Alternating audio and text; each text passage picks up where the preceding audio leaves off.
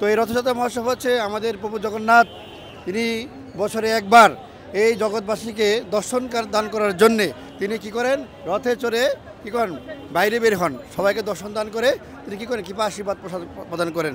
অনেকে আমরা যে আমাদের যে ভগবান মন্দিরে থাকেন, মন্দিরে গিয়ে দর্শন করতে পারি না, তাই ভগবান কৃপা করার জন্যে, তাদেরকে আশীর্বাদ করার জন্যে এই রথে চড়ে বের হন।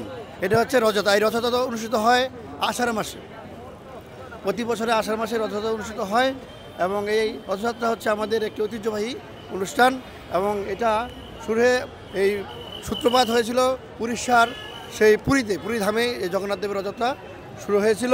এখন সারা পৃথিবীব্যাপী আমাদের ইস্কনের মাধ্যমে সারা পৃথিবীব্যাপী রথযাত্রা উৎসব হয়ে থাকে।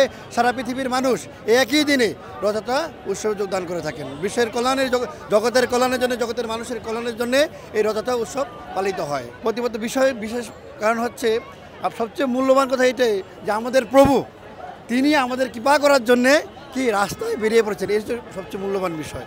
আর প্রভুকে সবাই আনন্দের সহিত কি রাস্তায় বেরিয়ে গিয়ে তার সেই যে রাস্তায় বেরিয়ে যান আনন্দের সাথে, সবাই তার সাথে সাথে কীর্তন করতে করতে বেরিয়ে যান।